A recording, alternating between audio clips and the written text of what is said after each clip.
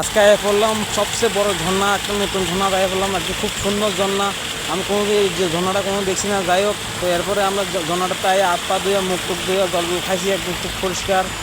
Original বলতে একটু মজা করলাম। এটা ঝর্ণা না, এটা একটা যে আমরা বালুঘাটে যে বালু উড়ায়, সেখান থেকে যে বালুর থেকে জলটা আস্তে আস্তে বের হয় এবার জলটা আস্তে আস্তে পরিষ্কার হয়, একদম একটা নালা আছে নিচে দিয়ে, নালার মধ্যে আই। তো যাই হোক, এবার গায়ে বসে আজকে গাড়ি লুট করতাম। জীবনে যা কিছু করতে হইব, জীবনে প্রচুর ফলো বাড়াতে হইব, তো এটাই হচ্ছে একটা লক্ষ্য। এরপর আগে বসে গাড়ি লুট করতাম, তারপরে লুট করে তারা মোটামুটি লুট করে লেগেছে। আমি একটু হাত পা ধুয়ে আসি, এদিক দিয়ে যায় হাত পা ধুয়ে একটু মুখ টুক ধুয়ে আসি, একটু গরম প্রচুর প্রচণ্ড গরম পড়তেছে আজকে।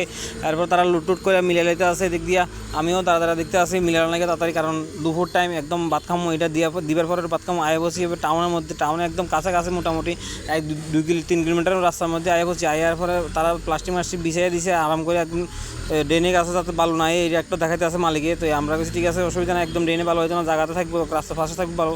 তো মোটামুটি আনলোড করে শেষ করে লেতে আছে। এরপরে আনলোড শেষ করে আমিও মোটামুটি খাওয়ার টাইমও গিয়েছে, মোটামুটি 1-2টা বাজে গেছে। এরপরে যাই হোক, আনলোড করতেছে আস্তে আস্তে, গরম প্রচুর হচ্ছে, আমি জোর দিতেছি আস্তে আস্তে করক, সমস্যা। আর আনলোড করে এরপরে মোটামুটি আমরা যাবো এখন এখান থেকে, এরপরে বাকি কাজ পরে করবো।